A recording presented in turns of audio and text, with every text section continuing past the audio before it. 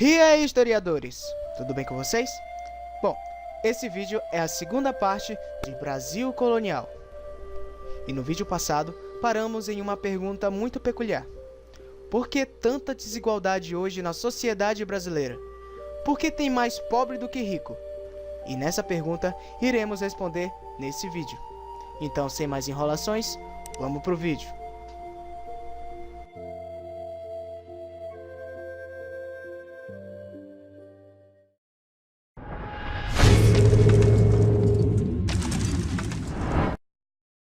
Bom, com as grandes fazendas de açúcar foi onde foi criada a nossa sociedade, onde depois ficaria conhecida como os engenhos. A maioria que colhia e plantava as canas eram os escravos, que viviam em galpões grandes chamados senzalas. O proprietário, senhor dos escravos, tinha direito da vida de cada um, cara. Olha a desigualdade ali. Outra também eram os trabalhadores assalariados. Sim, não tinha apenas escravos, mas tinham os trabalhadores que tinham sim um salário ali. Esses eram alguns técnicos da época, como os mestres do açúcar, e moravam em suas casinhas ali por perto. Tinham os padres, que moravam em suas capelas, que até hoje é assim. E por último, tinha a família do senhor do engenho, que moravam na casa grande, é claro. Ou seja, pouca gente eram os ricos, e o resto eram os pobres, que nem hoje em dia. A administração colonial foi muito tensa. Os primeiros 30 anos só foram explorativos e enviando pessoas para achar invasores. E logo depois, o rei manda Martim Afonso para povoar o local para que os outros países não invadissem mais, que divide o Brasil inteiro em 15 capitanias hereditárias, para 12 donatários, onde cada um deveria fazer algo lucrativo para o rei. Eles recebiam 2 documentos do rei de Portugal. O primeiro era a carta de doação, para garantir que o território fosse do donatário, e a segunda era a carta floral, que dizia o que o donatário poderia fazer e o que ele deveria cumprir. Mas a terra não era dele. No máximo, só poderia dividir a terra. Quando isso acontecia, era chamado de cismaria. Então, várias capitanias se deram muito mal, pois os donos não tinham tanto dinheiro e sofriam com a resistência dos índios, e não tinham ajuda nenhuma. E então, o rei manda colocar um governo central no Brasil, localizado na Bahia e Salvador, e comandado por Martim, que tinha a ajuda dos provedores Mol, que tinha o capitão, que era o maior dos militares, e tinha o ouvidor Mol, que cuidava da justiça. E veio também, em cada cidade, uma Câmara Municipal, que ajudava os colonizadores, onde quem trabalhava lá eram os homens bons, ou proprietários de terra. O Brasil passou por várias divisões, não foi fácil manter tudo isso unido não, mano. Nesse período todo, não existia ainda o conhecimento de Brasil de verdade. As pessoas tinham mais um sentimento regional, ou seja, se identificavam com seus diferentes tipos de estados, e não de um país mesmo. Em 1580 a 1640, Portugal estava sofrendo, pois estava sem rei, e começaram uma coisa chamada União Ibérica, onde o parente mais próximo do rei anterior era um espanhol, mas que já era o rei da Espanha. Esse era conhecido como Filipe II. Foram 3 reis ao todo.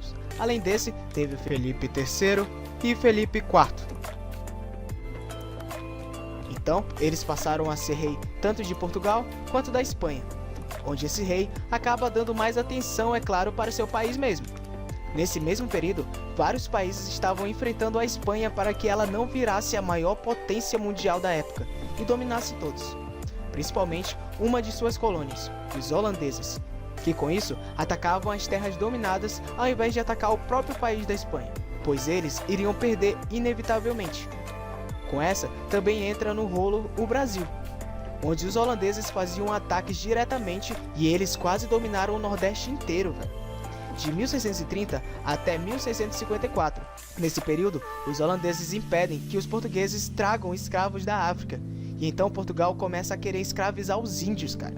Mas não querendo o risco de entrar nas matas e morrerem, eles pegaram moradores pobres que viviam em São Paulo, os chamados bandeirantes, para pegarem esses índios e procurar também metais preciosos.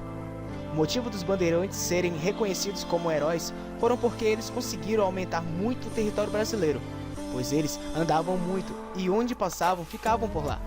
Com os movimentos deles, foi achado núcleos mineradores em Minas, Mato Grosso e Goiás, onde foi encontrado ouro, que desde o início era desejado pelos portugueses. A região que se destacava era a região de Minas, e lá houve um processo de povoamento muito grande devido aos achados. E de lá foram criados 3 vilas: Vila Nossa Senhora do Carmo, Vila Rica e a Vila de Sabará. Lá foi onde aconteceu um conflito chamado de Revolta dos Emboabas, que era um conflito dos paulistas contra os colonos de outros lugares, onde os paulistas perderam e foram expulsos desses locais, e eles foram em busca de outros lugares, e acabaram achando também outros pontos de ouro. E enquanto isso, Portugal só se enchia de dívida para os europeus, e em 1640 conseguiram se livrar dos espanhóis, mas não de suas dívidas. E então, Portugal começa a extrair mais riquezas do Brasil. E nessa época, o povo de São Paulo acabava ficando com medo que os portugueses voltassem para as terras, pois eles tinham mais liberdade de fazer o que quiserem, como por exemplo, escravizar os índios. E eles também mantinham comércio com as colônias espanholas. Então, decidiram colocar uma pessoa na frente deles, que era um bandeirante chamado Amador Bueno de Ribeira, como um capitão-mor e um irmão de bandeirante, que era para ser contra Portugal. Mas ele nem sabia de tudo isso, então ele renuncia e teve de se esconder do povo, mas foi perdoado pelo rei.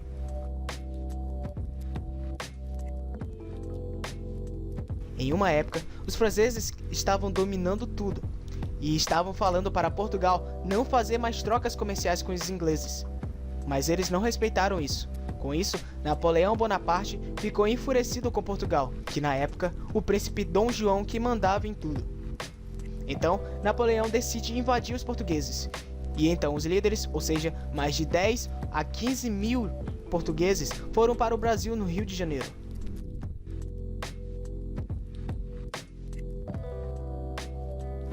Aconteceu vários movimentos chamados de emancipacionistas. Os mais famosos eram a Conjuração Mineira e a Baiana. Na Conjuração Mineira, Portugal, nesse período, estava intensificando as cobranças das cidades e implantando a derrama, que afetou e muito a população pobre, que começou a se rebelar. O objetivo era retirar os portugueses de Minas com a independência e se aplicando uma república. Porém, em 1789, a conjuração foi traída por Joaquim Silvério dos Reis, que fez a denúncia para ser perdoado pelo rei de Portugal. E os líderes foram presos e condenados, sendo um deles morto e esquartejado, o chamado Tiradentes. Seus restos foram à mostra ao público, de forma que todos vissem o que iria acontecer para aqueles que se revoltassem novamente. Já a Baiana, em 1798, teve um caráter popular. Inspirados na mineira, eles também se organizaram, mas diferentemente, eles queriam também a libertação dos escravos, um governo igualitário e uma república na Bahia, a liberdade de comércio e o aumento de salário dos soldados. O seu fim se deu, pois alguns membros que colocavam panfletos acabavam se entregando para as autoridades, que os capturaram rapidamente. E vários integrantes acabaram entregando outros membros envolvidos, e centenas foram denunciados, e vários foram mortos por enforcamento. Esse movimento ficou marcado e seria um fato importante para uma guerra futura que iria abrir as portas para a independência do Brasil. Então é isso, galera, espero que vocês tenham gostado do vídeo de hoje. Deixe o seu like se gostou, favoritem o vídeo, não se esquece de se inscrever no canal ativando o sininho de notificação, beleza? Então é isso, até o próximo vídeo, fui!